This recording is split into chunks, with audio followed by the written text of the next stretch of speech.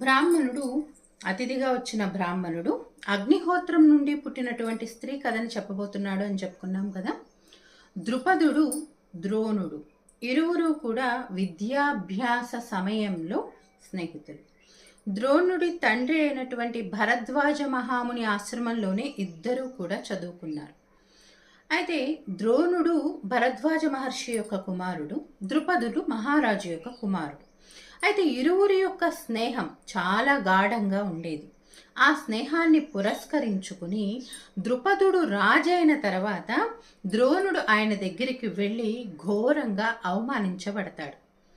ఆ అవమానానికి ప్రతీకారంగా ఆ తర్వాతి కాలంలో తను విద్య నేర్పినటువంటి కౌరవ పాండవులని గురుదక్షిణగా తనని అవమానించిన ద్రుపదుణ్ణి పట్టి తెచ్చి నాకు ఇవ్వమని చెప్పి అడుగుతాడు.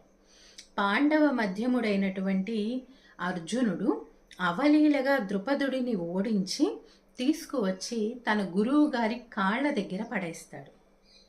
అది చూసి కొన్ని వెటకారం మాటలు మాట్లాడి అపహాస్యం చేసి అతన్ని పంపించి వేస్తాడు ద్రోణుడు. అయితే ద్రోణుడి పగ అక్కడితో చల్లారిపోయింది. ద్రుపదుడు మాత్రం మనసులో చాలా కోపం పెట్టుకుని ఒక సంకల్పాన్ని ఒకదాన్ని అనుకున్నాడు గట్టిగా.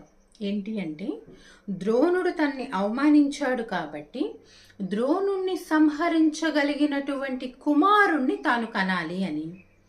2, అర్జునుడి యొక్క బలపరాక్రమాలని చూసి ఆ బలపరాక్రమాలు కలిగిన కుమారుడు తనకి పుట్టడో అటువంటి వాడికి భార్య కాదగిన కుమార్తె తనకి కావాలి అని 2 కోరికలని మనసులో గట్టిగా పెట్టుకుని దాన్ని తీర్చగలిగిన బ్రాహ్మణోత్తములని వెతుకుతూ అనేకమైన ప్రదేశాలు తిరిగాడు. అలా తిరుగుతూ ఉండగా ఆయనకి యాజి, ఉపయాజి అనే ఇద్దరు బ్రాహ్మణోత్తములు కనిపించారు. వారిరువురు కూడా చాలా గొప్ప తపోసిద్ధి సంపన్నులు.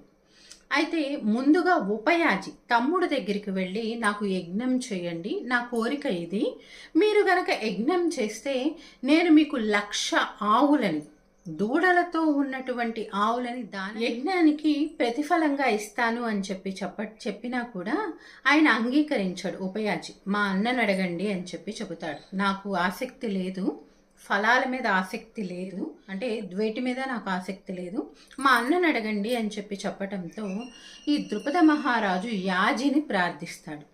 యాజి అంగీకరించి యజ్ఞం చేస్తాడు.